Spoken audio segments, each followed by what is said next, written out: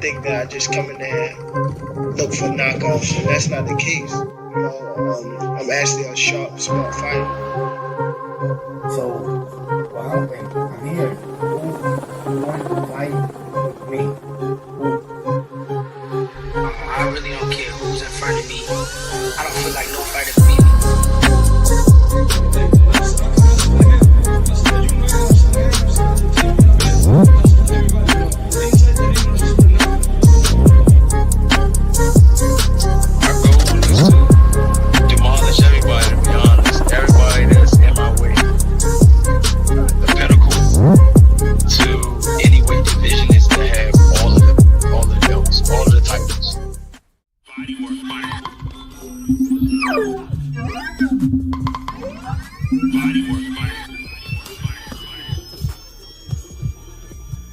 Welcome to Bodywork.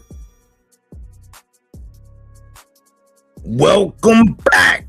It's Michael Rogers. Welcome to Bodywork Boxing. It feels so good to be back. I hope everybody is having a wonderful evening. Salute to ASO Stain. I appreciate you. Salute the Cookie Monster. I appreciate you. Salute the AC. I appreciate you. Man, it's good day to be talking boxing, man. It's a lot of news out here. You know, we're trying to stick to the paths that we've been on. Mic check, 1 2 1 2, sounding like $1 million. Oh shucks. I appreciate that, Cookie Monster. You know I need that microphone trucker. But we're trying to stay, you know, close to the paths that we've been on and following the bouncing ball all along. And we actually got good news. Somebody is actually on some predator and he's not even getting the attention, but things are about to hit the fan. Things are about to hit the fan. So we can look past the fights. The fighters can't. They got to be focused on them. But we can take a gander, a look-see past the ramifications if O'Shock proceed to do the same thing that he did the full time. I'm not getting ahead of myself, but when you talking about the kind of energy that it takes where you know what I'm saying, like, we're gonna get into it. I'm not gonna steal no thunder, but I do want to before I even get into the housekeeping, I want to go back and do something that I used to do all the time. I used to go over the gaslight, and I done it enough so I think the 300 got a degree in gaslighting, at a minimum in associates. If you a day one like Aaron Jones, you got your master's, you working on your doctorate. AC shit, you know, he got 2-3 doctorates. You know, what's going on with you, AC? Man, everything's great today, man. I was just chopping it up with a young dude, 20-something years old, but he got a political channel and stuff like that. So I chops it up and try to give a balanced look to just being so reactionary. Just remember, in that space, everything is a give and go. What may seem positive on one end will always have something dark on the other end, and that's the devil in the detail. And you have to be aware of that before you jump out the window and say, I'm gonna get on board with this policy. And a perfect example is everyone's talking about this political organization. Oh, we got to go after them and anybody who takes money from them. And it's like that organization existed before all of us were born that are complaining about it. Their job is to strengthen a relationship. That's me saying, you know what?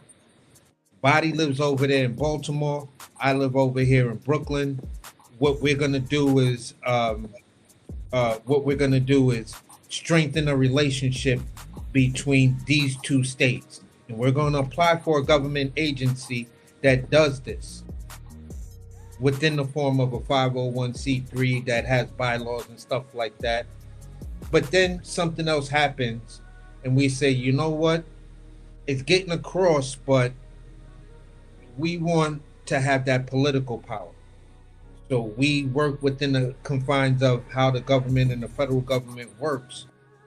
And we have this Citizens United thing. So now we can start putting money in a political scape. But where the company is, or what we initially started to do, was we didn't want to be involved in politics. We just wanted where he's from and where I'm from for everybody just to get along. So when I come down to see you, or people from Brooklyn come down into your area, they know it's all love, it's safe. When your people come to my area, it's the same thing. So it's the same way when we deal in boxing. You know, you want a channel that is honest, but trying to be the bridge between what's really going on and the bridge over, it's built over the nonsense. And on the opposite side of that, it's understanding, staying calm, and knowing where the business is. So we have that company, or we're trying to develop that company that is that thing that says, keep your head. This will help you keep your sanity. This will help you, you know, navigate through this stuff. And listen, we do it because it's the love of it. But at some point, what people have to understand is it has to be sustainable. And the sustainability of that is when everyone starts to donate.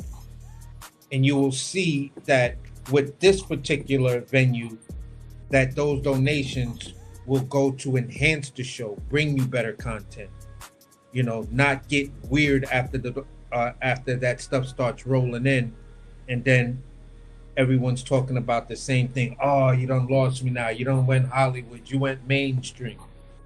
You know what I'm saying? But if you always start out with that core, and you already wrote within your bylaws that we're not looking to be X, Y, and Z, we're keeping it simple where we know our lane, we know our niche market. Boom, that's where we exist. And that's how, you know, I that's kind of what I do over there. But, you know, over here, it's the same thing. Keeping that same energy and just letting the content speak for itself and say, all right, what do you think that meal was worth? I'm not going to charge. I'm just asking you what you think the meal is worth. If you look at the menu, there are no prices because you pay for your experience. If you felt the dish was only worth $3, then you paid $3.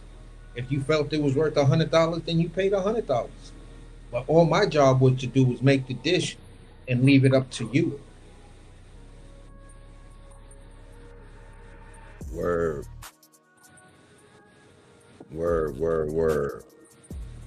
I feel you, man. I appreciate that. For reals. Let me get into what I call the word of the day. Something different. I used to go over gaslighting all the time. But this is the word of the day.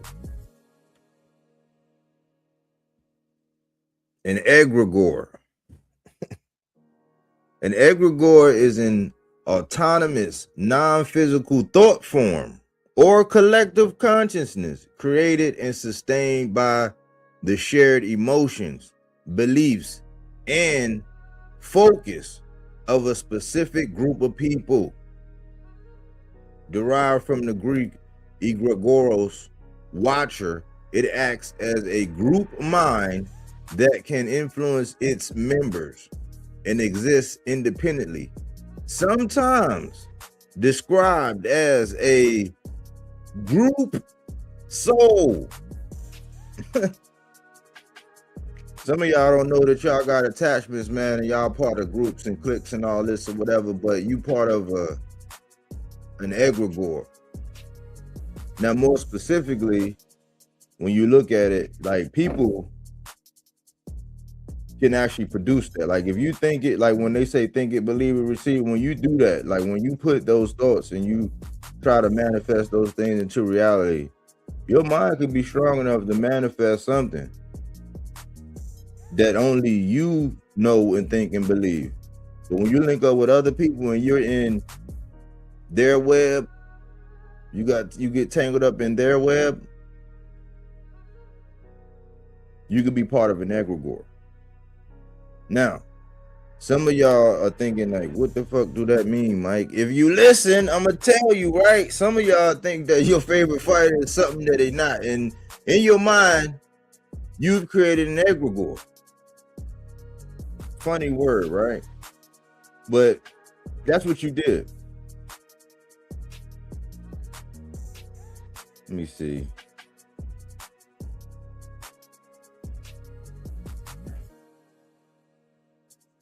Think about this. An egregore is generally defined as a non-physical entity created by the collective thoughts, emotions, and beliefs of a group. While one person can create smaller thought forms, servitors, an egregore requires multiple contributors to become an autonomous entity, making it difficult for a single person to create one alone. That's up for debate, the last part.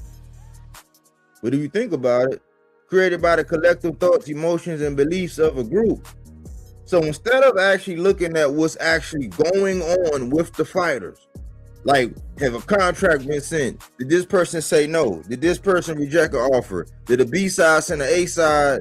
You know, did two B sides send two A sides offers? And did they both duck in some shape, form, or fashion? Like, and actually qualifying everything. Instead of doing that, you find yourself caught up in these little think tanks where you got to feel like, oh, I got to pledge allegiance, or I got to say something to do this, and I got to say something to do that, just to be in cahoots and all involved and feeling like, yeah, man, I'm at the cookout. Like, yeah, you contributing and all that, but you caught up in a web.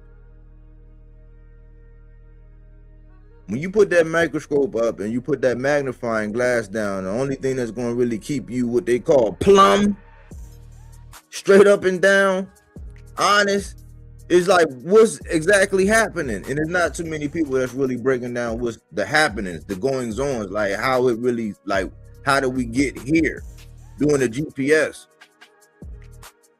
And we got somewhere, and we are getting somewhere where we getting fights, but a lot of people done threw a lot of linguini, and a lot of people, man, all of that in the mess hall, all that braggadocio. That's why I don't like going and frequenting and getting all involved in that stuff, getting all worked up. Some of y'all was worked up with the Virgil shit and Boots. For 4 months, y'all was worked up. Y'all could have been over here getting a variety. You know, a full complimentary, like, cookout, like with everything, a little debate, a little Muhammad Ali act, a little prediction, you know, straight X's and O's, like real boxing talk, not salaciousness. But you part of an egregore to where you can see somebody somewhere else and you know that person, but you just won't speak. You won't say, hey, what's going on? What's good? Why? You're part of an egregore. If you can't even give somebody the greeting of the day, you know that person. People doing that online, man. But egregore, y'all. I had to go back to that, man. I remember I used to do the gaslighting. We did bread and circuses. We done all of that. But that is the word of the day. Hopefully somebody took something away from that. But let's get down to the housekeeping. Number 1, the WBC's top 10 154-pound rankings. Man, I saw that and I was like, all right. So let's take a look.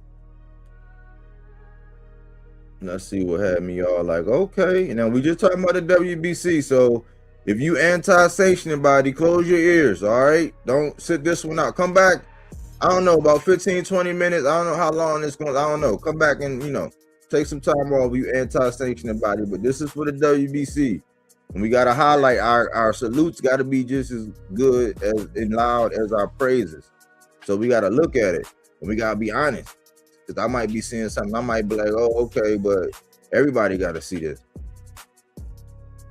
So we all can break it down. And this is pretty much like a microcosm of, like, because people like to highlight the corruption in the sanctioning bodies and stuff like that. They really love to do that. I'm like, why at that time? Like when your man's doing something funny, when your man getting funny with the money, but he benefited from it. Like, why are we talking about that? But it is always flies in the ointment. And I say the 80-20 rule. 80% of it's good. You'll probably find 10, 15, 20, up to 20% corrupt. It's going to be something, somehow, some way, some loophole, some whatever. That's not none of my business. It's people out here that get paid to look into all that kind of stuff and do all that. That's not none of my business. I do stay aware of the trends and all of that. So in the ranking system, how people get ranked, some of that goes on. You'd be like, how did such and such, how did this guy get, who is that? It's like, yeah, he had to come up off of some of that moolah, baby.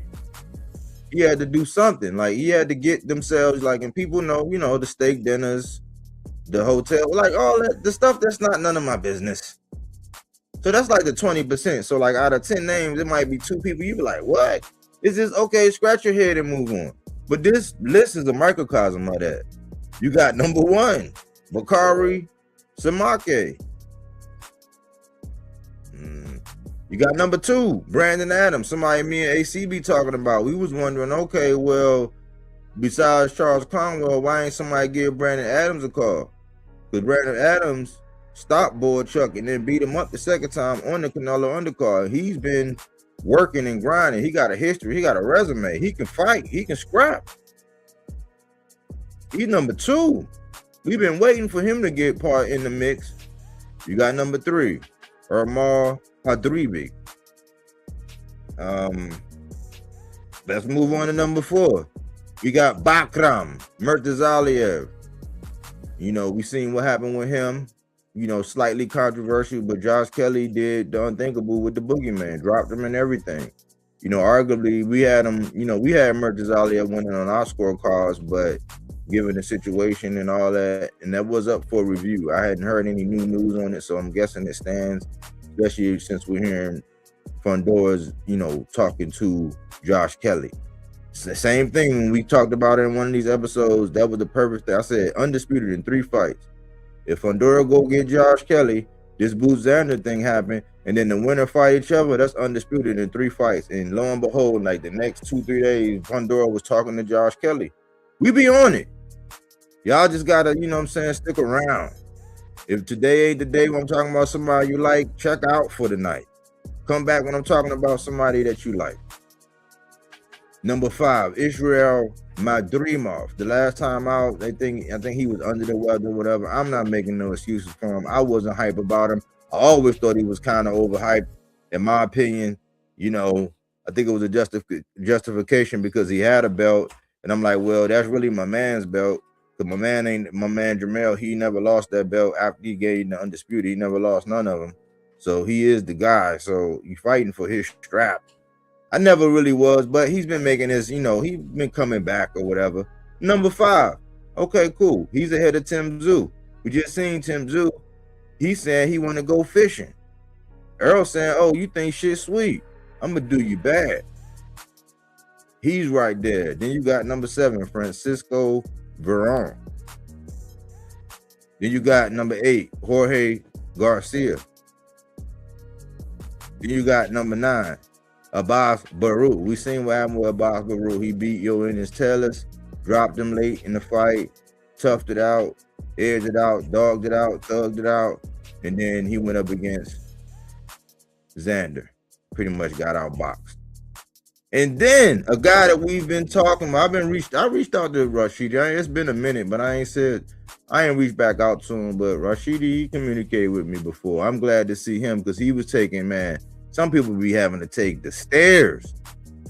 And he finally did it. And guess what? He did it at 154 and he's in the top 10. That means, you know, if somebody don't want to be, you know, all brave and, you know what I'm saying, in the mess out with their chest out, you know, and just straight up unify right after so we get the undisputed in 3 fights, like I said, then you can pick a number 10 like Rashidi, like how Jao Batai was with Branton Glanton. That'll be like this, kind of like the same thing. You know, so Rashidi made it. He worked, he stayed active. No matter, like, that's what I was proud of. I didn't understand, like, I couldn't really get into that one round. I think it's very dangerous, you know what I'm saying?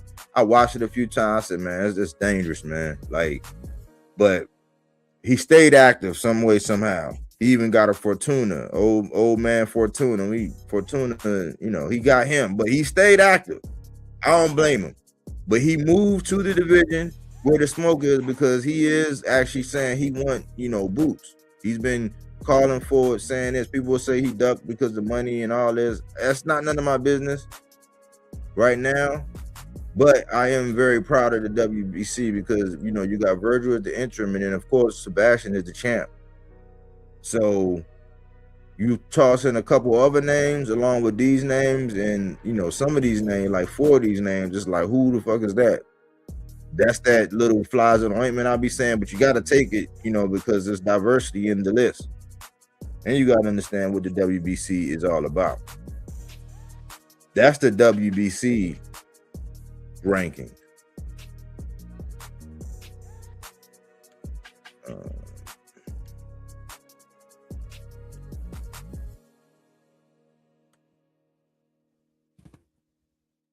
Number 2, Abdullah versus Cordina in Cleveland in June.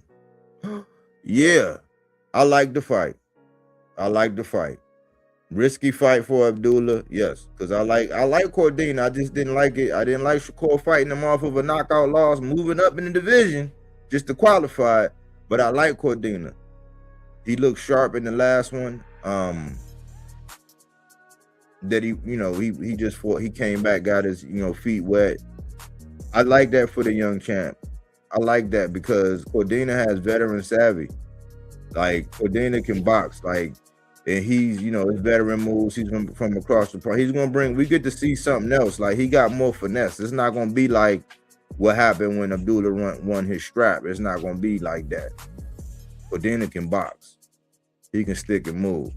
Very savvy. So, and I know he's gonna be up for this because he know he's going up against a young, hungry lion. So I'm like, Abdullah is moving exactly. See these guys under the radar. Did we hear any? Oh man, I was out at Red Lobsters, man, and I had them bring out a cake with your name on it, man. You don't want to fight me. I didn't see none of that with Abdullah and Cordina.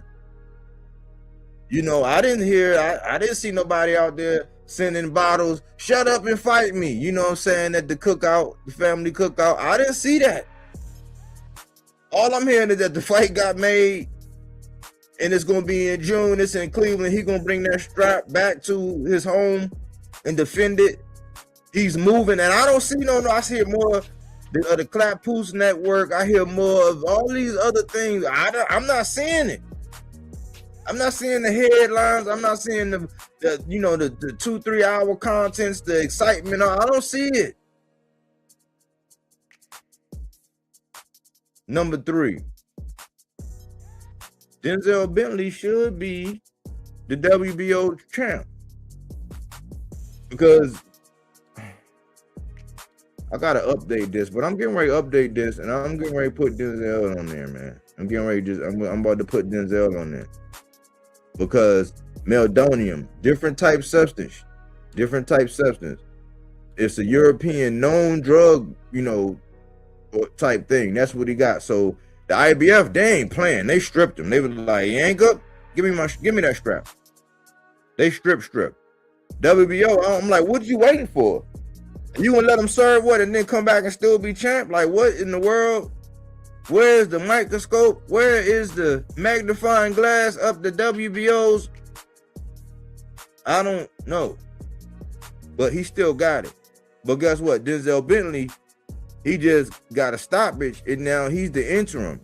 And when they put that strap around his waist and they interviewed him afterwards, he was like, you are the interim WBO. He got the mic. He said, listen, man, I'm a champ, man. When I go home, my son's going to call me champion. My family going to call me champion.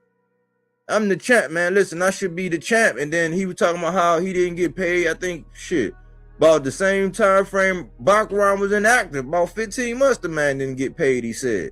I mean, that's rough when you get hit in the head for a living, man, and the dude pop, and it's like scary movie. What are we waiting for? Like, he popped for meldonium. That's not something that was like, oh, well, yeah, it was consistent with the contamination, and that's meldonium. Multiple athletes over there in the European area known, that's like a common, like, that's a cheat thing. Like, that's no Coinky thing. So the interim, like, I don't know if they wanted to make him, but in order for him to get the interim or do the interim thing, you know, he fought that fight he just fought, right? But like, what are we waiting for? I mean, they have elevated some people. Who just got elevated if we go a weight class above? So Denzel Bentley, and I'm not saying, like, I can't say he's a world beater. But being from across the pond and then, you know, going through what he's going through and then pulling off that fight, turning it on like that and stopping that guy like that, you know, I mean, he definitely can, you know, in the right matchups and a little bit more, you know, development and like, you know, more money. Shit. You don't get paid for 15 months and you get hit in the head, man. Like, shit, your mind frame gonna be better. So I think that he deserves a little more, and you know, that's the premise to what I've been saying about this division. It's only a couple names. Carlos Adama saying he would move up or down. We don't know what happened with Lara. Every night, Lara just come out and be like, yeah, I'm about to fight such and such. And they're like, oh, there's Randy Lara. You know, 42, 43, I think he 43. He gonna come out and defend. He's still, you know, he's still doing it. He's staying relatively active. Probably maybe a little more active than your favorite, but I don't know. He's staying relatively active. But there's a bunch of people at 160 that's bubbling in that pot, and that 160 division is getting ready to explode. You know why? Because 154 is getting so hot, people are going to be playing musical chairs, and they ain't going to be able to get in where they can fit in, and guess what? They're going to be like, well, fuck it. I'm going to 160.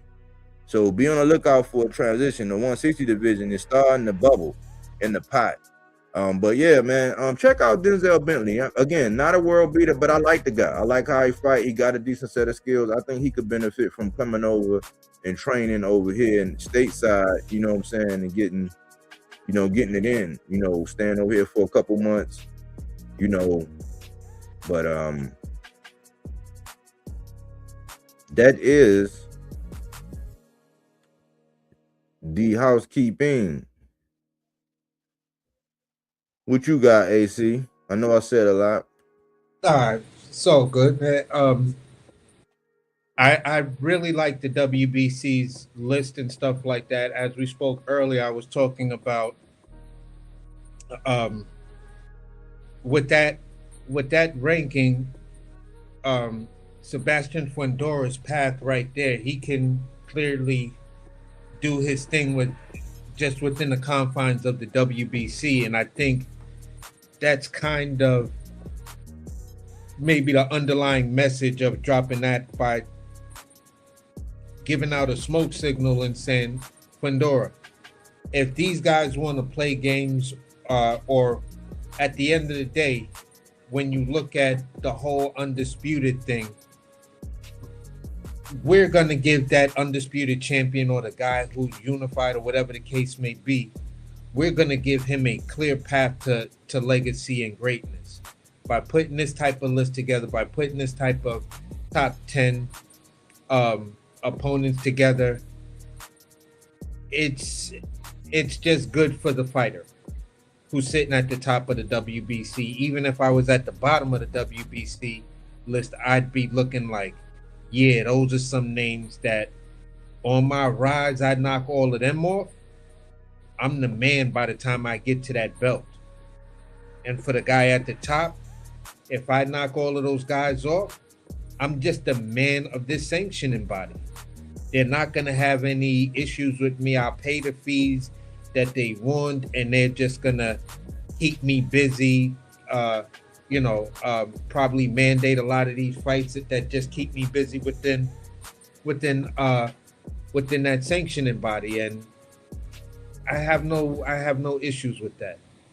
I have no issues, because then you'll start to look at we'll start to look at the era where the sanctioning bodies are recognizing something, and they need to manage these things between their own champs. If they don't like undisputed, then you give a ranking system that is so fan friendly and fighter friendly that the fighter says, okay, if I can't get this one done because they're making such a big deal about it, then you know what, I got all of these fights up under me that are legit title defenses, and I could go ahead and start my run of legacy within my own sanctioning body. And that's how the majority of these guys who are I would gather who are in the Hall of Fame, that's exactly what they did. They chose the vertical movement over the horizontal movement, because I'm more busy. There's less politics involved. You know, all I have to do is if I'm the guy at the top and I've been doing the company well, I hear you chirping. Okay, let me call my team. We're gonna get on the phone with the sanctioning body, have you bumped up and become my mandatory. What are you gonna do now? Either you fight me or you lose your spot. But all of that chirping you doing down there, I'm not gonna let you do that. And that's the type of big dog move it sets up for the champion. And that's just the way I see it. You know, it's a beautiful move for Fundora.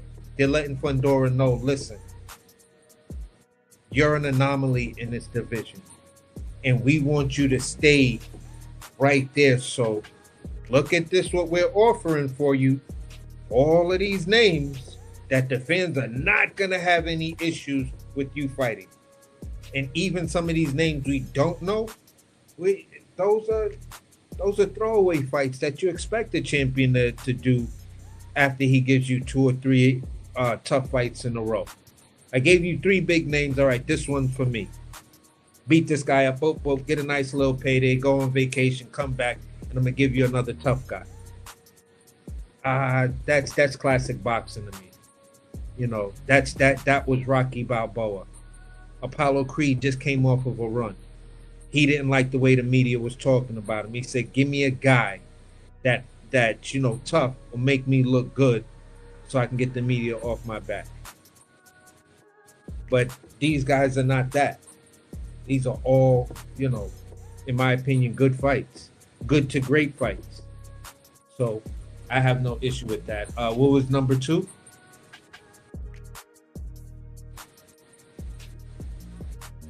Body. What was the second one again? All right. Hold on, I got you. I was on mute. Hold on, I got you. I'm fixing it. Let me.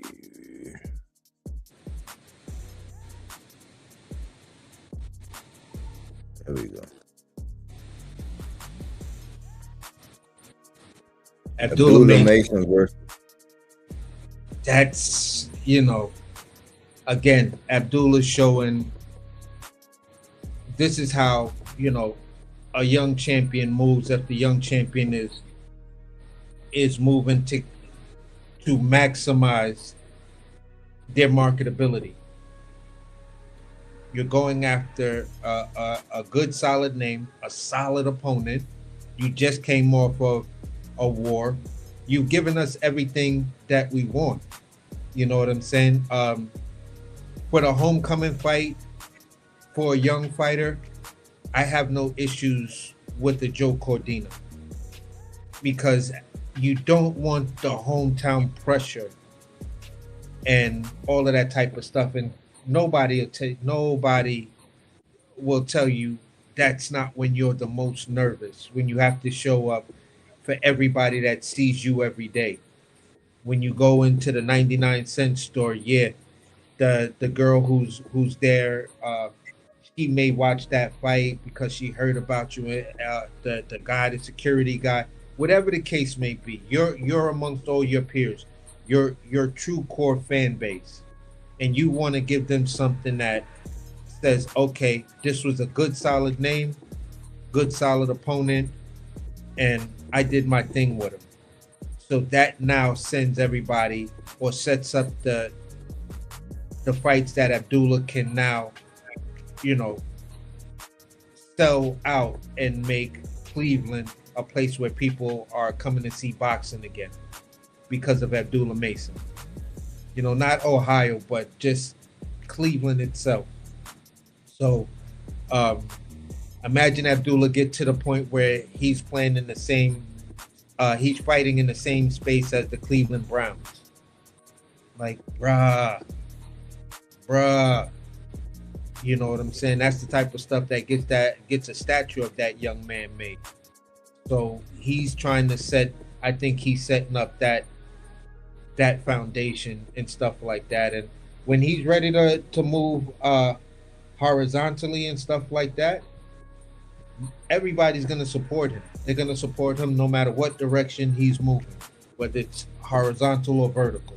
They're just gonna support him. And you know, hopefully the WBO will put something together for him to say, all right, you can go this way or you can go that way. But no matter what, we're behind you. And he gets those title defenses in and becomes that super champion, and can use that super champion status to keep moving up as his body dictates, then he's good. He's in a perfect position. And that's all I have to say. And if the fight is in June, man, listen, I really like that. And the whole Denzel Bentley situation, I'm struggling to see why that fight wasn't for the belt. It's still taking me some time to get there with Denzel. I see some improvements in him. I liked his performance this past weekend and stuff like that.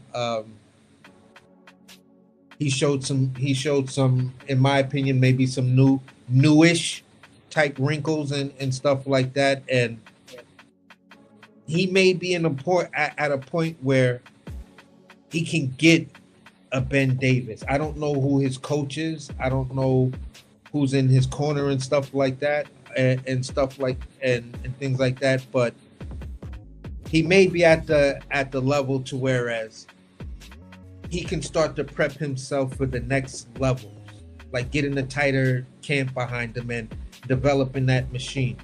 Now you have to start searching for parts to put together that machine. And I think Denzel Bentley is like right there. It's just whether or not the UK as a whole wants to invest in Denzel. And from the response of the crowd, it looks like they do. But again, he may now be in a position where I hear what you're saying. Let me see what kind of sponsorships I can bring up. Let me see what type of parts I can order offline, or, you know, find somebody who's got a used lot and I can get these parts so I can start to build my engine and build my machine. So I think that's where Denzel Bentley is. It's unfortunate that he's not a legitimate champ off of why the WBO is still holding on to Janabek. But I mean, but to that point, real quick, they was parading when Zepeda won that little belt. They were parading him around. They paraded. He went down to Tijuana and brought Tevin Farmer down there. Like, they paraded him around. That's why I say, man, interim, like people choose the value in that interim and stuff. That's the Canelo had a quote unquote secondary belt where he just grabbed his nuts when David Benavidez didn't have a strap no more. And he decided he wanted to go on an undisputed run. He had a secondary. So I'm with him. I'm like, I'm gonna say it's legitimate. I'm gonna say that it's like, I mean, what is the man pop hot for meldonium? That ain't no, you know what I'm saying? Like, it was meldonium. It was that's different. So what are we talking about? That man shouldn't have had no belt. Yeah, and that's where I reside.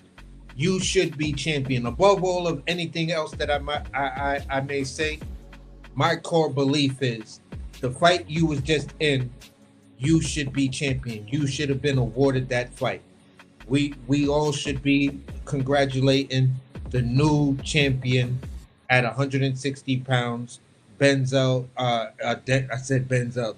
Bentley, and that's what this conversation should be in the right realities. But where we are in this reality, the WBC feels that Janibek is still a better prospect to keep the belt than to give it to the guy who hasn't popped dirty. And this is where I'm hoping that the UK, which I think they are, gets behind them to the point where here's this overwhelming cry. And maybe somebody puts in that petition to like really go after the WBC and ask them, I mean, not the WBC, the WBO, and ask them, what the hell is going on with Janibek? Why is he still there after popping dirty? And why hasn't my fighter been afforded the ability to either fight for a vacant or be elevated? And I'm quite sure my guy would rather fight for the vacant so you get another fee instead of the elevating, instead of doing it with an elevation.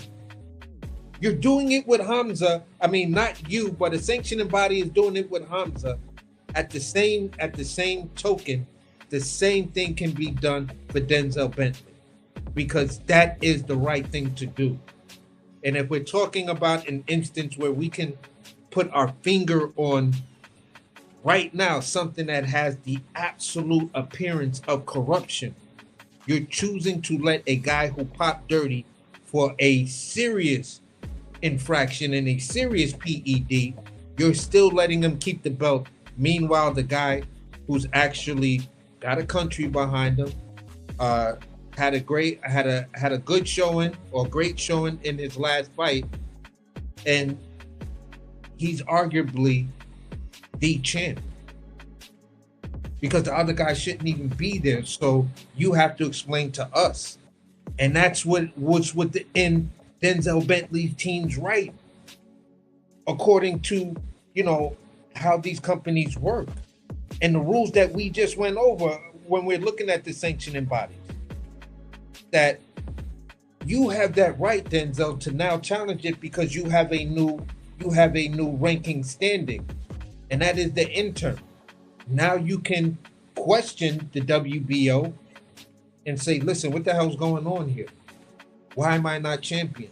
And why is if you can come up with an answer for that, then I'm putting in my paperwork right now, my petition right now, that says I'm fighting and I want to fight for the vacant belt, because Janibek should not be there. He popped dirty. Y'all know he did. So maybe they slow to the party. You know what I'm saying? They might just be tardy to the party, man. And that's going to be the sad part for Denzel, because it's going to hold them up. I don't know, and I'm asking you, is that on the side of the WBO being slow to the party, or Denzel's team being slow to the party, or both? I mean, the fact that he got the interim, I mean, I'm thinking they slow to the party as far as like parting ways with. I mean, I'm guessing Janibek, I guess maybe the money he was bringing, I don't know what it is, but it's just weird. Like, even if it's not, because I'm not gonna get out here and try to say that I'm laying down my rain jacket for Denzel to walk across the pond. No, I'm not saying that. I'm saying that if you laser focus in on Janibek, if you pop hot for meldonium and you have a strap, the IBF stripped him. I'm like, what is the WBO waiting for? So it's more of what is since everybody want to be so concerned with these sanctioning bodies, but I don't see no videos about that. So it's like it's not just Denzel. It's like, okay, what is WBO doing? Because Yeah. they gonna get a fee when they pop all them things. Just like he got the interim, they getting a fee for that. It might not be, his money ain't gonna be as big as what it's gonna be if he had, the WBO championship, not the interim. It's gonna be different. So they're gonna get their fees. I don't think they're worried about it. I'm like, what about the decision for Janabek? Is it under appeal? Like, what's going on? Because the IBF, they don't play. They snatched it. That's why you gotta respect the IBF. That's why I don't know why people be crying. They strict, and that's what we want. It's order. So that's really all I had on the housekeeping. I think unless you got anything else, man, I want to get into the meat and potatoes. But I'm kind of in this space with the Denzel Bentley situation. That looks like it's part of a whole entire show to really try to figure out what's going on with the WBO and holding the WBO accountable for the move that they're making, and if there's any accountability to be held. So that's just a whole interesting whole sidebar type thing for me. Yeah, but we'll develop it. I'm still looking. I'm looking into it. I know what's going on, but I'm just waiting to see. I'll just be keeping bird dogging it. So, but let's get into the meat and potatoes. We've been tracking, especially with O'Shaquie, because of the energy he's been having. We have empirical data. We know that now this is a done deal for May 30th. We don't even got to wait that long. Next week, we'll be halfway through. We'll be at the halfway point of April. We got a month and a half left. That's no time to wait while these guys train and get ready. And part of this is like, how did we get there? Like, see, this goes back. Like, when we start saying, what the fuck is a duck? It was a long train. And when you look at all of the people on here, right? Perhaps the two that probably should have fought the most, probably made the best moves, their last moves, probably Shakur going up and, dethroning T.O., unstrapping him. O'Shaquie giving us a perfect illustration of what we call BTA when it came to Fulton. It was cross promotion as well, to boot, as they say. But it was a long train because Hitchens was calling out Devin, even though he wanted T.O., but he was calling out Devin. Keyshawn was calling out Hitchens. The Wonder Twins, they're not going to fight. But O'Shaquie had his eyes on Shakur. Shakur was like, nah, you got to get with my little mans. My little mans and them is, yeah, we knew he was going to do that to Fulton. He was a little guy moving up. We all knew that, but I don't want you to pay that $120,000 for my sanctioning fees. I don't want my strap back. I don't want you to get me reinstated. I don't want to fight you in your backyard in Houston. Mind you, O'Shaquie sent the offer. A B-side sent the offer. That was the first of the two B-sides that sent out an offer to an A-side, and they got ducked.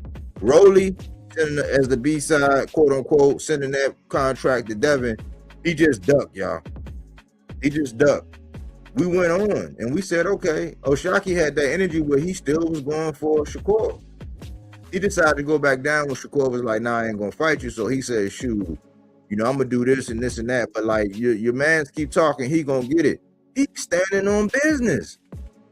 And when it was speculation, we came out and cooked on it. We said we would love for this to happen. We know that we asked if Shakur was really mad in this whole situation. Was he really mad that he lost his strap? Because this man was looking for him. And as soon as he was going to come back down to 135, guess what was going to happen? O'Shaquie was going to push the button. he had already had he paid his sanctioning fees. He's the champ. Like if you notice how they be treating O'Shaquie, like he was just with he was with Bob. I think he was with Bob. So he got a relationship. O'Shaquie be handling business. They like him. They like the guy. I think he's like in his prime, 31 years old. This is his ascension. He's moving like a predator. The fact that he said, yeah, I really want pops, but I'm gonna have to spank son. And so here we are. It's a done deal. Shit about to get real. Now, a while ago, I had put Ray Ford in my boxes to watch. I called him the Cobra. And it's like, it's kind of like he took a couple steps back, but then he still has those skills. And I'm not sure if it's just taking the right opponent to bring it out of him or not. But let me show y'all something.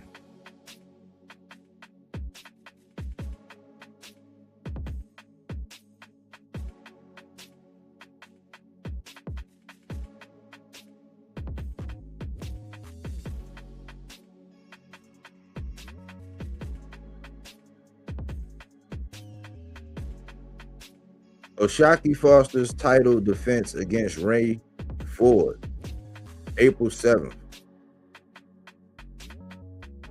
Got the picture of O'Shaq, credit to Dylan Trevino, premier boxing champion. WBC super featherweight champ ShaquieFoster will put his title on the line against Ray Ford on May 30th, 2026. Foster's journey to this homecoming defense featured a tough last fight against Stephen Fulton. Fulton failed to hit the junior lightweight mark, arriving significantly heavy at 132 pounds. The WBC made a rare mid-air adjustment, sanctioning the bout for the vacant interim lightweight 135-pound world title. Foster outboxed Fulton to secure the secondary belt, then vacated the 135-pound strap to focus exclusively on his reign as the WBC's champ at junior lightweight.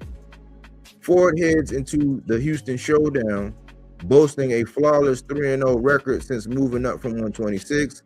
He has successfully dismantled high-level contenders like Orlando Gonzalez, Thomas Matisse, and Abraham Nova.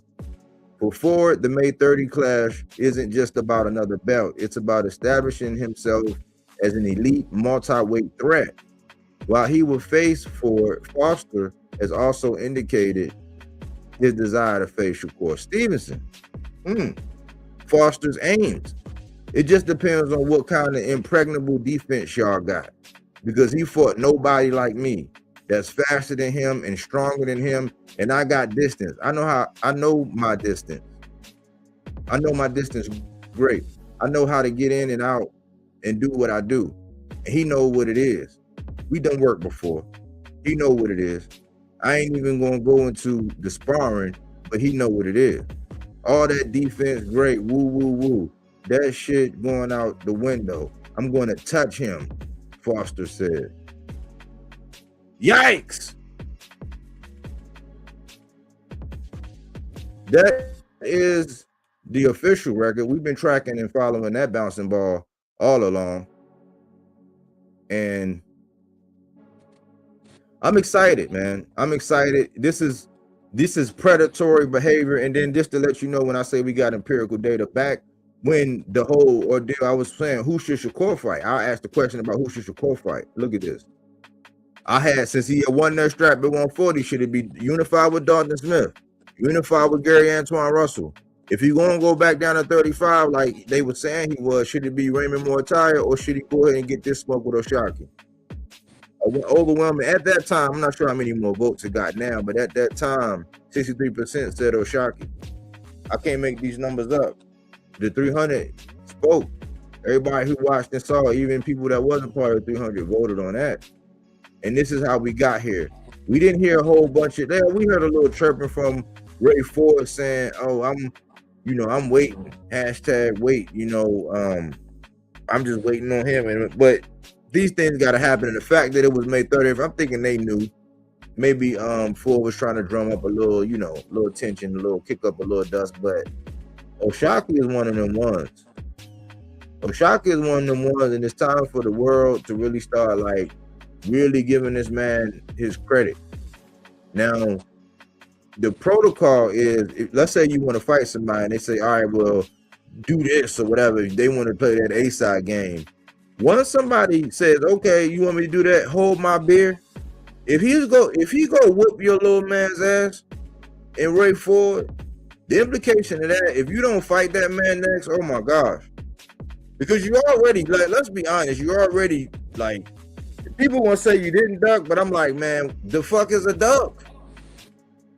If you were saying you wanted to go back to 35, he said, I'll pay those fees. I'll get you reinstated as a champ. I already got this cleared. The offer was sent, so the WBC was already in the loop when the offer was sent. We can do it in Houston. To bring it all home, this fight is in Houston. A hometown fight in Houston. Like, everything was lined, so that means that offer was, man, the fuck is a duck. But that's how we got here. And that's to open up the, you know, the conversation about these two, AC. What you think? Man, let me just say it like this. Raymond, baby, you done fucked around and found out right now, Raymond, baby. This boy about to kick your goddamn ass. And that's kind of the way I feel about it, because I like the fight. You've been asking for this. You was given a directive, you know, and the directive you got, you said, for the honor of Shakorian, my lord. And you decided to take this. If you should somehow or another come out and show us wrinkles where you eke away with this victory, everybody's got to give you your respect. But if it turns out the way most of us are thinking, and this is the type of situation to whereas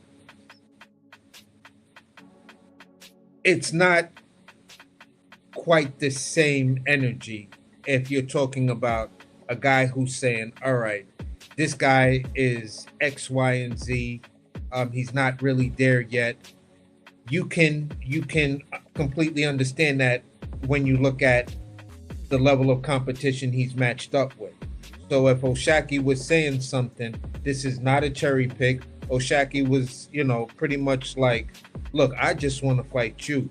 Trying to send your little man to come after me, that's some punk shit. You know, so he's like, look, I'm only gonna tell you this. I think it's some punk shit. But if you want to keep sending this dude to me and trying to, you know, make him as a speed bump, I drive a monster truck. Everything, you know, up to a 4-foot fence is a speed bump to me. So he is nothing. And I think we're just gonna see someone steamroll this kid, and I just hope, looking at maybe the residuals of what happened between Raymond Ford and Nick Ball, we may see something completely worse, where we're now looking at Adrian Broner 2.0, a guy who had everything, had the hand speed, the power, all of that other stuff. But he got in there with two of the wrong guys, and they made him put his hands in his pocket. And he just never came out of that mode of, you know, putting his hands in his pocket once he gets in the ring. He can sell a fight like a motherfucker, but once he's in there and everybody's throwing feints and stuff like that, he's like PTSD just off of just being in the ring. So that's my biggest concern with Raymond Ford. You asked for this fight.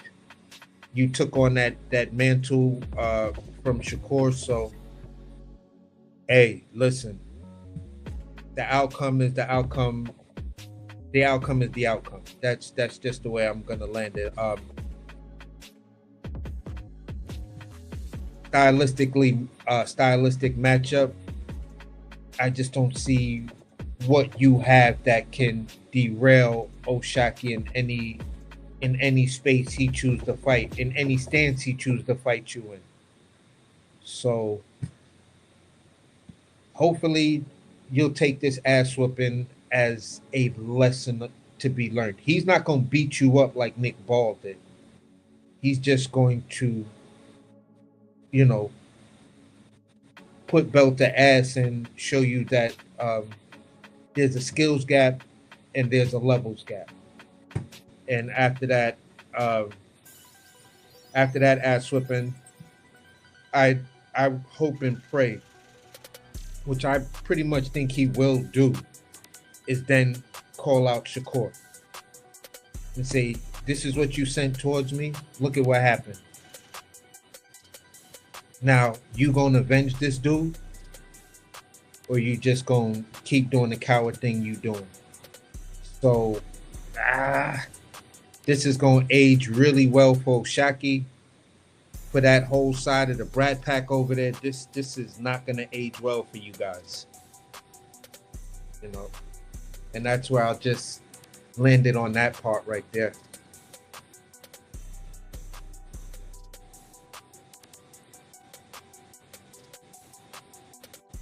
I was on mute. I was looking at a couple different factors, and I was looking at like the situation that happened with Nick Ball and Figueroa. Now, people don't do triangle theories, but they do common opponents and things like that. But like Ray Ford lost to Nick Ball. It wasn't that ugly. He got out edged. It was almost like how Liam Paro did Sabril Matias almost, except for Ray Ford had way better moments in the fight, and I was like, what are you waiting on, man? Like, tee off on this dude. I don't know if something was going on. It was a quick turnaround, but I don't make excuses for him. And then we see Figueroa knock out Nick Ball, but then we know Fulton beat Figueroa twice, and we seen what O'Shaquie did to Stephen Fulton. Now that's a stretch, that's a reach. Now it's common opponent, but this is one of those things, in my opinion, where it's like you got involved in something that this is why you should like run your own race, and you should really stick to your own path and all that, because you just became a pawn on the chessboard of Shakur Stevenson. The same way Richardson Hitchens was a pawn on there. Keyshawn don't realize he is, but like all these buddies and all that, he tried to do it with Abdullah, but Abdullah like, nah, I got my brothers. I got a band of brothers. So, nah, I want to fight everybody. I'll fight the Wonder Twins, you know, whoever, you know. So I think that this is something where Ford is getting involved in something that it's not really, it's like he should have been running his own, he should have been like doing his own thing, even though I wanted this fight. I wanted a combination of Ray Ford and because I wanted to see Ray Ford and Shushu. That's what I wanted to see at some point. I don't know if we're gonna get it, but they had their little moments and they talked. So it was like, as far as the little guys, like the guys that, and these guys gonna go to 35. Like, so if Tank is staying right there, it's like it's plenty of fights, man. It's gonna be some nice fights. Like if people, like the people that truly are down there at that weight and that can fight at that weight, like with the skills and abilities they have, it's gonna be a lot of fights down there. If people stop playing around. But I think Ford just stepped in some shit, and O'Shaquie, until proven otherwise, man, I mean, depending on who we like, it's a couple guys, Mr. Gary Russell Jr., Tank, you know, people like that I'll be like, you know, I'm gonna make my pick. But as far as like right now, where he's at and what he's doing, how he's moving, I gotta tip my hat to him. I gotta say, this is the Predator shit. Like, you should be, at once a week, somebody should be doing a segment on O'Shaquie saying, this is how you move. Okay, you want me to get rid of this guy? All right. It wasn't no kicking and screaming in the media. We just got to fight. And we getting it soon. So a healthy O'Shaquie coming out the momentum, he's not losing none of his momentum because he just did that to Fulton. The resume is like, he got a nice resume. Like when you look at it, and he got pickpocketed by Conceição. You know, so he really shouldn't even have lost that, but he went back and redeemed that. He's doing everything how he needed to do it, and he carrying himself right, because remember, he went on Gillian Wallow, he went on Cam and Mace, he went on like mainly Gillian Wallow. With Gillian Wallow, they from Philly with Fulton there, and they picked Fulton in that one, and they were saying if he fight Shakur, they picked him. He stood on his own, all solo dolo, all by himself, kept the same energy. And he ain't even act all like bratty-ish, like how the Brat Pack be acting. Like after he won, he was like, "Nah, I told y'all was going against me," but he's like, "Y'all gonna learn." He kept it modest, like. So you gotta support this guy. You gotta like put out a word to say, listen, this is the kind of energy we want these fighters to have. These are the type of moves that's going to sustain the sport, and it's going to have playback value, because he's going to have to put hands on Ray. Ray might turn up, and Ray got some power. He just stopped letting his hands go. Like when he was in my box, when I put him in my boxes to watch, that's when Ray used to let his hands go. Go back and look at the boxes to watch. Like when he hit this man with like a 23 piece.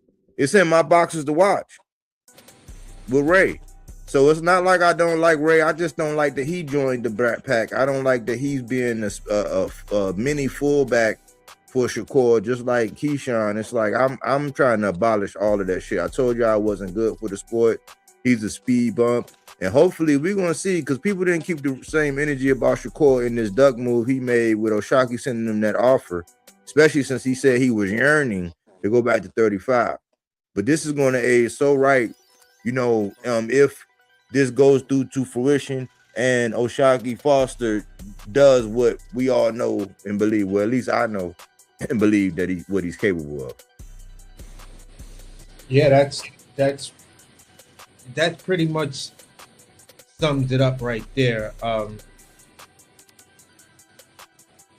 For me, I respect what Ray Ford brings to the table. I was a dude who was, you know, just starting to be like, yeah, I kind of like dude. You know, he got that boxer puncher type vibe. He could box, but he carries some power, and he carries a decent amount of speed. And going into the Nick Ball fight, I actually picked Ray Ford to win that fight. And as the fight was progressing, I was getting more and more frustrated and stuff like that. And then it was just a series of things that happened after that. And it's just trying to figure out what happened.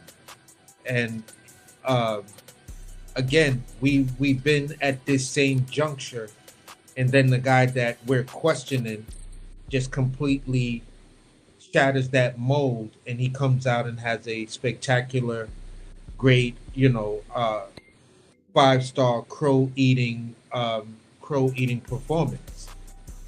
So at the end of the day, for me, if Ray Ford decides to show up, it only makes the fight even better. You know, because then it's not a downhill thing from start to finish. It's Ray Ford decided to show up and show out, and you know, it was a good fight, a good entertaining fight. And it would also say, if he decides to show up and has a good performance, we're gonna know the level of duck Shakur is, or what specific type of species of duck you are.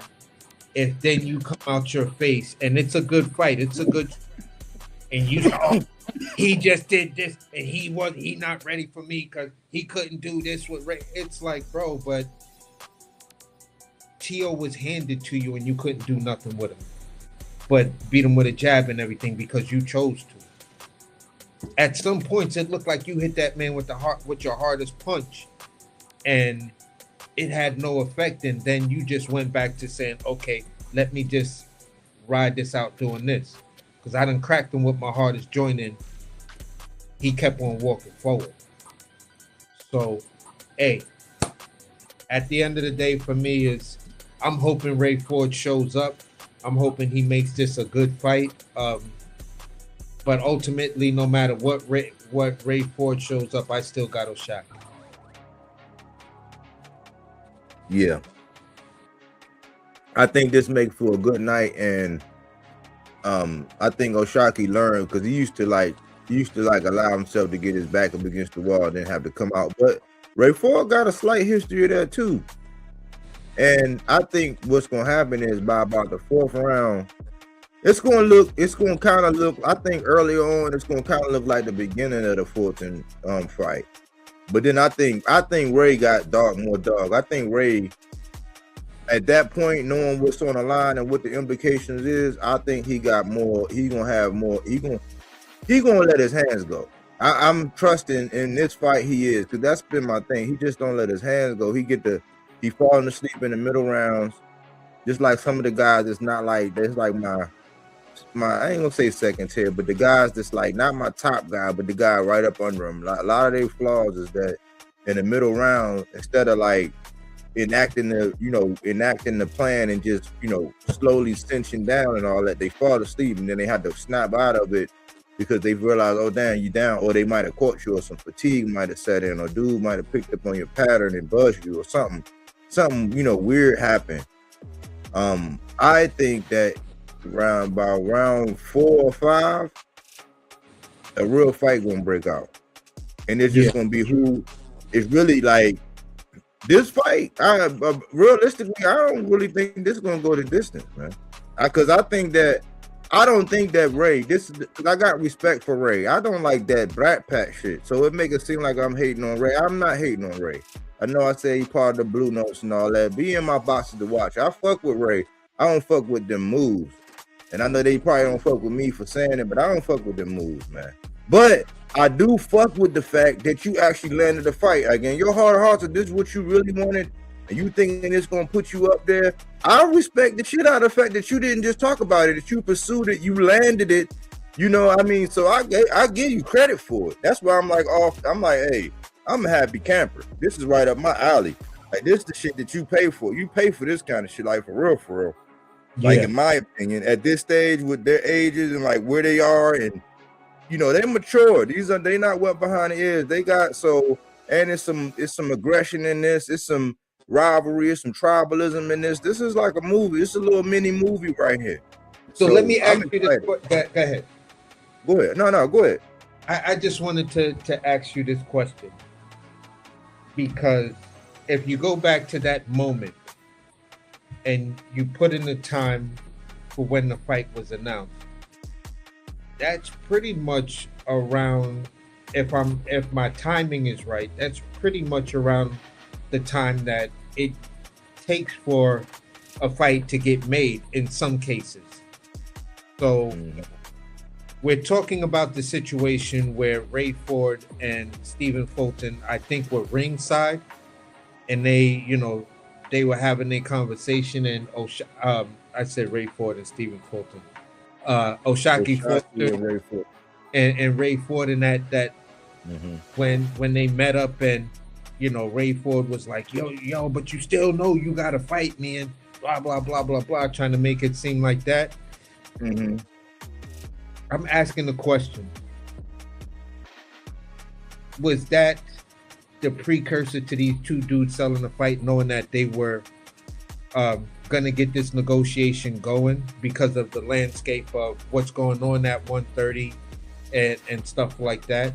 And Shaq weighing out who he originally wanted to fight, which was the guy that lost to the guy that you like, that you want to see, Ray Ford. Well, it was really the winner of Navarrete and Suarez. But it was really the winner of that, and then the other fight. He said, didn't he want Jazzy Dickinson?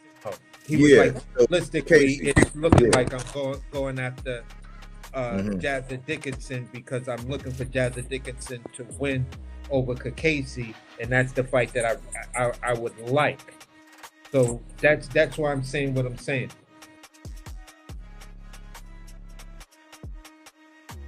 Yeah. Is all I'm asking is, was that situation, looking at after all of that stuff kind of happened or was in the process of happening, the tea leaves were reading that, okay, the winner of this Jazza Dickinson fight or the winner of the Navarrete fight, these dudes is looking kind of sketchy right now. And I don't want to be, caught up like that. I'd rather just go after what's really there, what's on the plate right now, what you willing to be up right now. So, yeah, I'll take the fight. Then the two of them decide to meet and have this little spat to where he's like, listen, it's going to happen. But behind the scenes, their two teams are talking, but they may not have known at that particular point. But the teams were like, make it happen. And I don't know if it happened or not. Just like the way. Go ahead. I think this will happen. O'Shaquie had a plan. See, O'Shaquie is mature and he about business. Like he's on it. So he already had a thorough plan, and his plan didn't initially involve Ray Ford. But he was like, hey, we'll have a moment, whatever. This is my plan. I'm going for this. I'm going for this unification. So if I can get a unification, if I can get the winner of Navarrete, that's a big fight. That's Navarrete. Like, who wouldn't? Like, I'm going to do that. Or what can happen is I can look and see what happened with Casey and Jazza Dickens, and I'll get the winner of that. Obviously, maybe them guys were saying nah, because I think Suarez, the guy who really beat Navarrete the first time, I think they got to get it on so that wipe Navarrete out. I don't know if Casey wanted to jump right into a unification or if he want to, I don't know what he want to do, after doing that. So, yeah, I think that the timing was like, okay, well, shoot, if I can't get that, because that's what O'Shaquie said, if I can't get the winner of that, it could be Lil Buddy. He just got to sit and wait tight. That's what make this shit so hard. Yeah, he called it out. That's the point. Yeah, he called it out, and so the timeline looks like, okay, his people got to move and they're doing whatever, and they were like, okay, that's not gonna shake out. All right, well, come on then. And they got, and that deal happened between Top Rank and the Zone, so it only made sense. Yeah, you know what I'm saying. So the bridge, because he's Ray is with Eddie. Red with Eddie and Shock with Top Red. So it only made, so after that, it was like, okay, well, this is a no-brainer right here. So, and it's the next best thing. It's a big fight. So I think O'Shaquie went down his list and then he stood on business as a gentleman. Like he said, listen, you'll get your shot. Let me look and see what's going on with this. That happened. And now he getting a shot. So quickly, because that's like, look at how long, like, when did Devin fight Devin Ford in November? Yeah. You know what I'm saying? Like, and we just now finding out that it was a Muscovy Drake.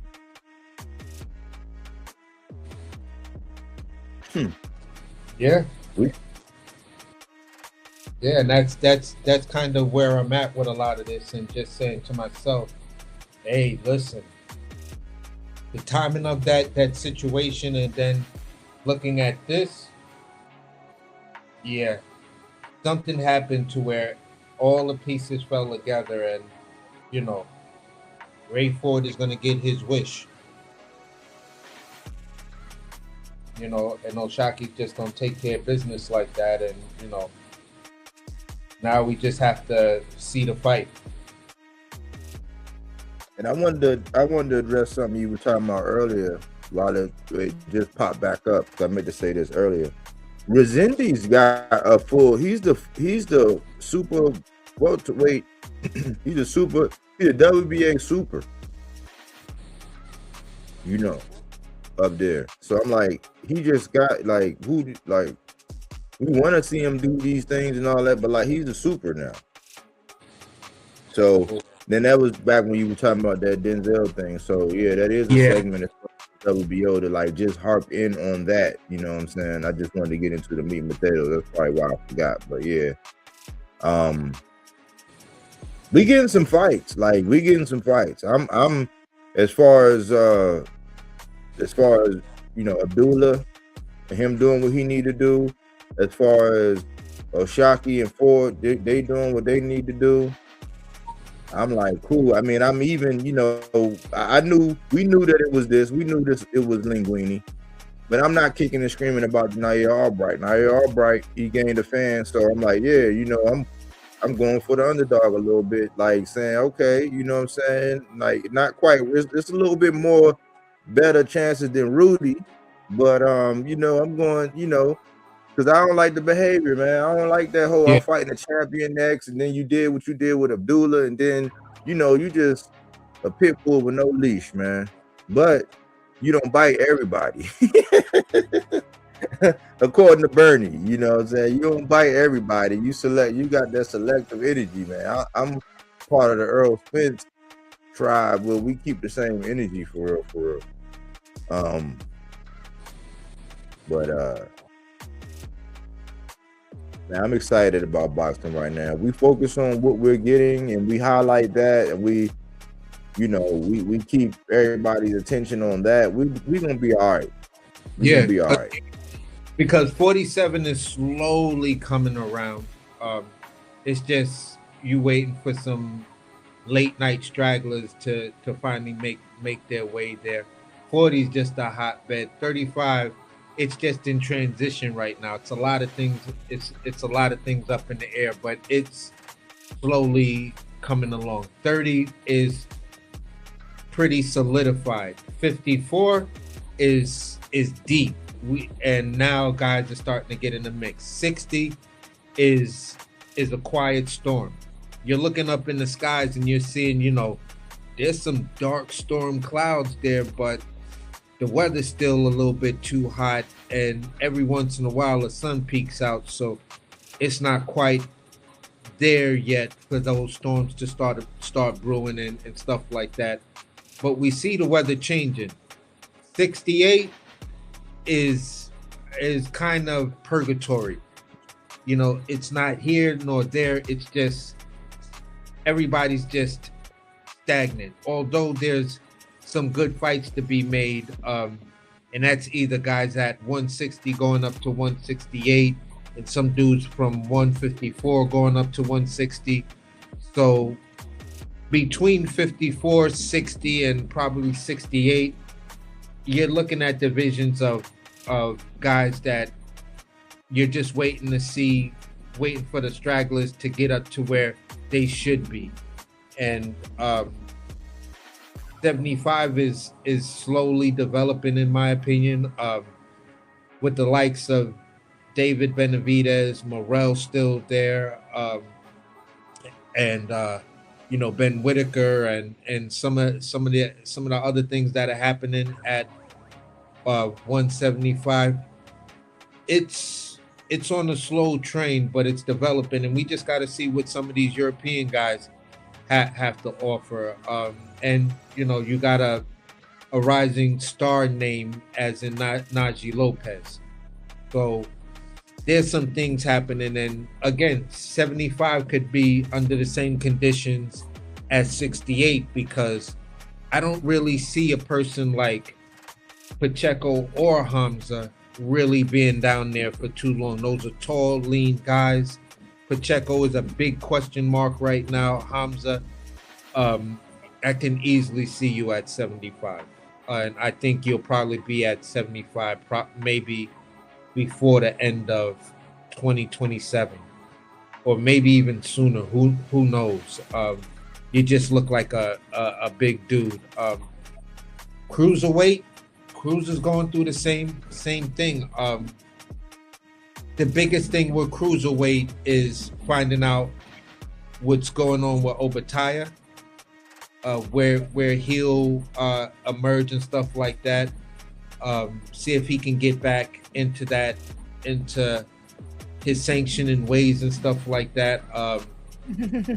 The biggest anticipation for me at cruiserweight is when David Benavidez gets there. So, you know, we know that fight is happening soon, but once he actually, we know that fight may be getting done soon or whatever, but once he actually gets there, then we're really, really gonna know the monster is a monster on that level, you know. And if he can go up there and do his thing at cruiserweight and 75, he's something special. The heavyweights, whoa, it's just the heavyweight division is in a certain light or from a certain angle. I think you can kind of think of the heavyweights right now as pretty much kind of like 140. On any given night with this new crop of dudes, anything can happen. Everybody's still big on Intama. Intama is developing his signature style. So when you're fighting Intama, he's gonna come out with those low body shots. He's gonna work that body. Once he get those hands coming down, he's gonna go upstairs, and then he's gonna have you guessing between where he's gonna attack next. Whether it's gonna be a head shot, body shot, come over your jab and catch you, step back. You know, he's just a problem. You got to see what's going on with Richard Torres, F.A. Ajagba. You know, on any given night, if these guys make the fights, we don't know, you know, how things are going to turn out. We're waiting to see what's going on with Frank Martin. Wilder, Chisora, AJ, I'm not putting these guys in the mix like that. Even Tyson Fury, I'm just leaving it up to, you know, whatever happens with Usyk next. And once Usyk makes up his mind and those Dragon Balls or Infinity Stones start to become available, then we're really, really going to see some stuff. I just saw some things to whereas I think Jared Anderson wants to come back and he wants an Intama fight. That's what they keep saying. I'm like, whoa, bloodbath. I mean, no, bro. I don't know about that one there, brother, man. You know what I'm saying? I just you better go with a Michael Hunter first, man. Try to get you a Michael Hunter. Yeah, and you know that's a dude who's I think matched perfectly for Jared, because stylistically they're the same body types, they're almost the same, but Jared is just a little bit more bigger and fits that natural size better. Hunter's coming from cruiserweight, so you know, I like the style. I like the style stylistically. I want to see Joseph Parker come back in the mix. You know what I'm saying? See what he's got left in the gas tank, if he can still do some things and things like that. But yeah, and we got the Warden, you know, Mr. Wardley. So that's just my quick synopsis of how I see each division and how I'm always going to be inspired by boxing, because I see the potential in all of these divisions. Yeah, I think you was spot on about the heavyweight division being like 140. It's treacherous now. This ain't the heavyweight division of yesteryear, the recent yesteryear. It's hot. It's hot. It's not. It's got a little bit more, because it's still some heavyweights. It's another big tall. It's another dude from across the pond that I got my eyes on. That I'm like, man, he get his mechanics right, man. This dude, I gotta look his name up, but maybe on another Talk Heavy episode, I'll wrangle up some some heavyweights that people don't even know about, you know. But 160, I think, man, with the names like the Jihad Tuckers, the Yoenlis, the Jesus Ramos, like, man, there's so many names at 160.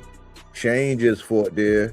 He ain't going nowhere. Somebody gonna have to put him out his misery if he keep going, or he can learn from, you know, the fights that he had with Jesus and, you know, put somebody out, like shock the world like he did in the Contender. 160. But I wanted to say this, man. I seen something where Tito said, I just seen the headline. He said he'll F Shakur up. Like, he's still, you know what I'm saying, on demon time with the Wonder Twin, Shakur, and all of that, man. I want to know what's next for him. I want to know what's next for Frank. It's been kind of mum on the Lamont Roach, Hollywood Roach. I don't know if, because I thought it was him as a pater, but I don't know when, and I don't know if that's a whole PBC rollout when they roll out their next, sets of fights. And to address the David Benavidez, El Monstro, we gonna get that before we actually get the fight we talking about right now, because that's Cinco de Mayo. So we get one at the beginning of the month and at the end. Yeah. So May is looking wonderful. So, and ProBox got some things going on. Zuffa, they about to get left in the dust, man. People tried to say something about that card. I seen, something. I'm like, man, that shit was wild, man. Had Buddy in there with an old knee brace on. And he got whacked. And that's kind of where I'm at, because in one of those things I was looking at earlier, Radio Raheem made mention that some fights were moved to the new Riyadh card. So I'm like, this is the part of Zuffa, the Turk being in the middle, and then sanctioned boxing being on one side. It's like, how are we going to navigate that? How's this one guy going to navigate what he originally established in Riyadh season and these Riyadh cards and things like that, and these big ring fights? And then you do the Zuffa thing to whereas you don't want to play with the guys on the other side of the fence anymore. And now you got this card coming up with Tyson Fury, a bunch of other people, Hamza. Then you got the I'm not sure if Tyson Fury is fighting on the same card as Usyk. I think those, from the way it sounded to me, it sounded like it's two different cards, but these are two back-to-back cards. If I'm reading it right, that's saying, okay, we got two back-to-back Riyadh cards coming up that's got all of these fights on it. It's like, Turk, what are you doing? I thought you was done with this side of the stuff, but you're still going to be involved? Because now you're just muddying the waters. And I'm just a little bit like, okay, I'm not complaining, but I'm just a little curious. Like, are you walking away from Zuffa? Are you finally seeing that this shit's not gonna work?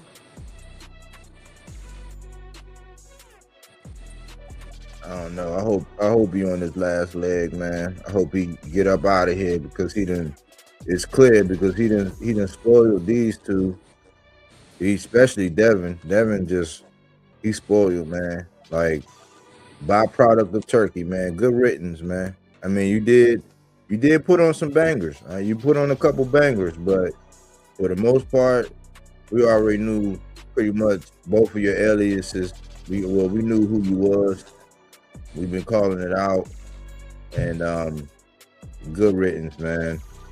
Because y'all have lost at least 1.5 stars on making American boxing great again, in my opinion. So I hope he on his way out the door. I haven't even been keeping up with Turkey, man. I hope he tend to, more important matters, because boxing wasn't really his thing, even though I do enjoy some of those fights. I do. I do. It wasn't all bad. It was like 1.5 out of 5 stars because you ruined a lot of boxers, man, with this money. Yeah. But I can go on. That's a whole segment right there, man. Yeah. But it was, for me, it was, this was a great conversation. You know what I'm saying? Just to put a spotlight on these things, and for us to have this open dialogue and and stuff like that, and just try to find some clarity of what's going on, and give the proper um, accolades to good fights that's being made, regardless of how um, I'm I'm I'm gonna say I feel about the Brad Pack and everything. For Raymond Ford to take on that mantra and then chase this fight, I got to give him respect in that aspect. And you know, this is again one of those fights that Shaki doesn't need. But looking at the tea leaves of everything, it's a good fight um, for the fans, and I think Shaki knows that. So, uh, reading the tea leaves and reading his momentum and stuff like that, it's a wise decision. For some people, they may try to. I'm gathering the usual suspects are going to come out and uh, try to big Ray Ford up as whatever. Um, there's a person out here that I'm starting to gain a lot of respect for, because I kind of see who he is more so right now, and that's Radio Raheem. He's just gonna ask the tough question. It doesn't matter who your favorite fighter is. He's just gonna um, to some degree ask those tough questions, and um, at times I could see him trying to stay away from the narrative, but being bound by the bigger networks in how he has to maneuver his answer and stuff like that. And you can see it that, okay, when he's in this setting, you're going to get the Radio Raheem that you could take something away from. But when he's in these other settings, you're just getting the industry guy. And, it's just now kind of understanding and getting to that point to whereas for some of these people who are in the mix, in the rooms, can get the interviews, can talk to the fighter right after everything, that are truly in the mix. Sometimes we got to give them just a little bit of space. We have to understand where they are and the corporate side of it. But then when they have those moments, when they can speak freely, that's when we could really cherish on what they're saying and hold that and say, okay, no matter what, if you choose to keep the broken clock on the wall, and if you choose to keep looking at it, knowing that it's broke, eventually, it's gonna give you the right time twice a day. So that's the way I look at those guys now.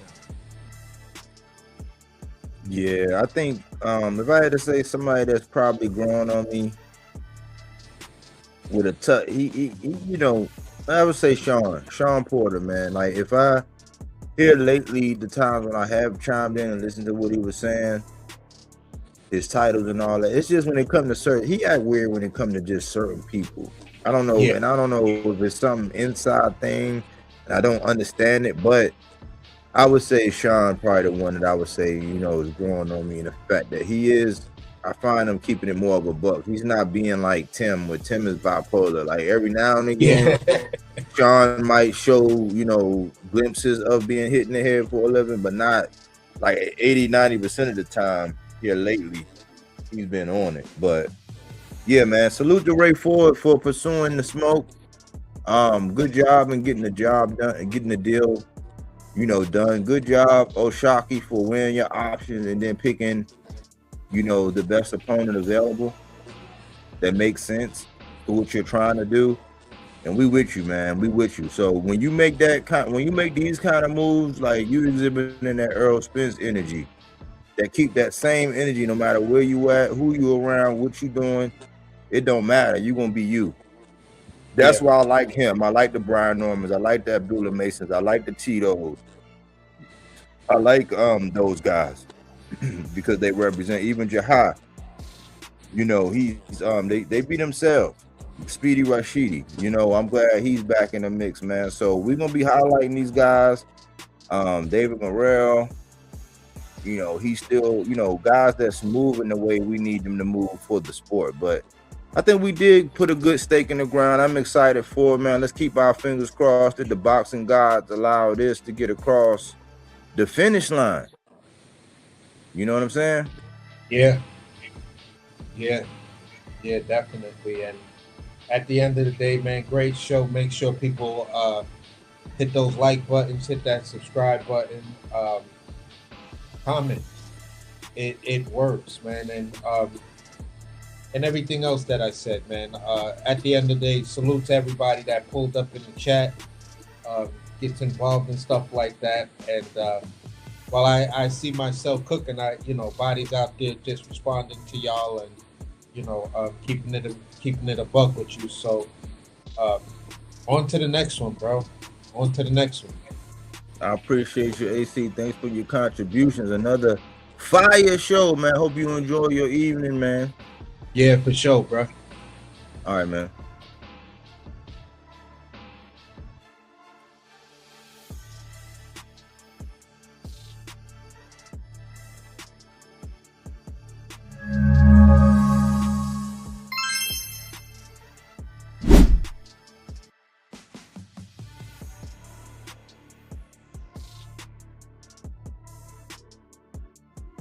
We had another good one in the books. Something for the cookbook. But hopefully you was able to put something in your rucksack and march on with tonight. We do follow the bouncing ball all along. We try to be fair when it comes down to talking about these boxers and what they got going on. We try not to go out of our way. Again, we start inside the ring and work our way outside as necessary. You know, we all about that action, boss. We want to see the fights. We not get into the salaciousness. This is fruits and veggie, not that Reggie. Fact-based content, not opinion-based, even though we have ours. Silence is consent is the motto of this channel, meaning that if it ain't right, we're going to say something. We're not going to be egregious, offensive. Yeah, we're going to laugh, joke. Yeah, we got our picks. We got our fighters we don't like, the one that we do, you know. But we're going to give you an honest assessment and always give you a fair and honest pause, even when we don't like a guy. I give respect to people who I don't necessarily care for anytime, you know, in boxing anyway, but, you know, you're supposed to give them respect. We want them all to get paid. They get hit in the head for a living. We want them all to be, you know, healthy and thriving and all that. We just like some of them more than we like the others. Don't care for, you know, the behavior of some of the others. We might like them inside the ring, but we want to speak to it as necessary. We ain't going to go out of our way. Like the video, you know, leave comments. If you catch this on the playback, talk to me, holler at me, I'll talk back.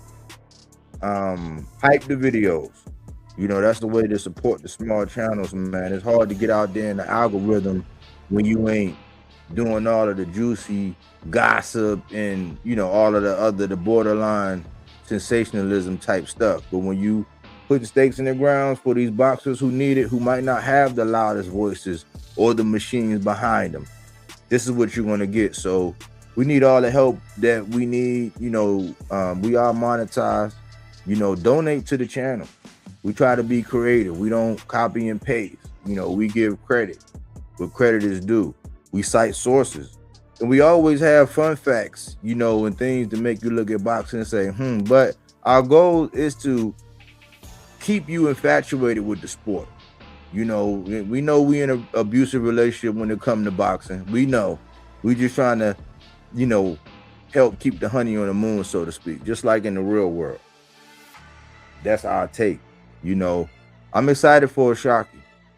He's moving the way he needs to move. You know, Ray Ford, he can make a statement.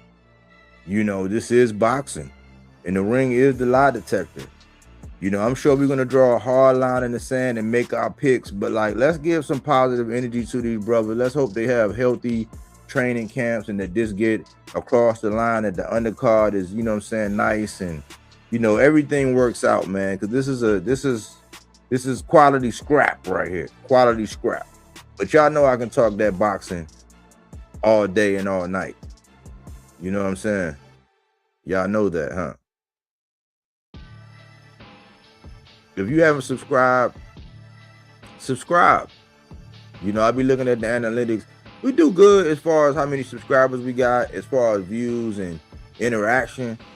You know, but hit the subscribe button. We always say go where everybody knows your name and they always glad you came and they always sing your praise. And, you know, kick it. And then when you get done, come over here and holler at us and see what we got to say about it. You know what I'm saying? You might get a different perspective. You might learn something. You might be like, never looked at it like that.